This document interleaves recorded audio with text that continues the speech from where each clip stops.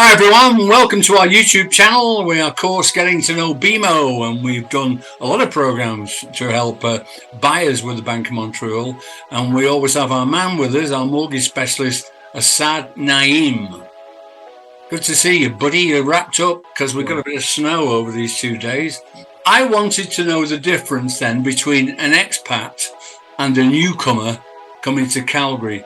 I came to Calgary just over 20 years ago. I consider myself to be an expat. I came from the Isle of Man in the UK with my family. But just explain the difference for me, Assad, if you would, so I can, and obviously our viewers can understand it a bit better. So if you're coming new into Canada or Calgary, then we look at that as an immigrant, especially if you don't have any prior Canadian status, whether it's a Canadian residency or a Canadian citizenship.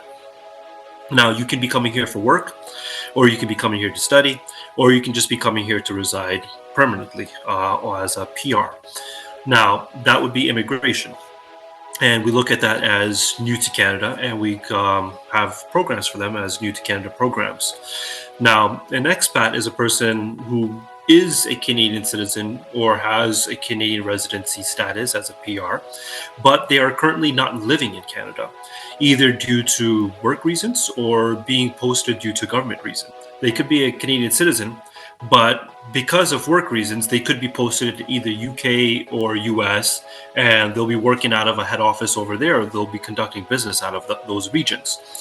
Now, still Canadian citizens, still have their ties over here, but not living over here, not residing over here. They are residing in a foreign country. Now, because of that, they may or may not be filing Canadian taxes. They may only be filing taxes of the foreign country where they're living in and residing over there for indefinite period of time because of work. And they continue to maintain their PR status or their citizenship status. And that's what their ties to Canada are. And those are what we consider expats for our purposes. That's the difference that we have between immigrants and expats. Now, sooner or later, both parties may want to buy a house in Canada. And that's where the question comes down. How do each of those qualify to purchase a property here in Canada?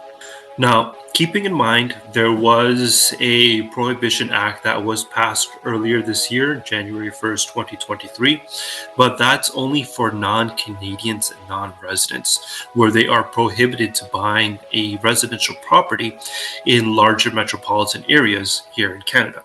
Now, there are some exceptions for that, and we can cover that in a different video, but we'll stick to the people who are coming here as immigrants or expats which are living abroad. Now, people who are coming here as immigrants, they can definitely qualify as new to Canada applicants looking to buy a house. Now, they have to have at least a work visa for 180 days left on their work visa or a renewed work visa. And if they are on a student visa, then they can buy a home as well, given some certain exemptions, which we can go into detail if the client comes and asks about it.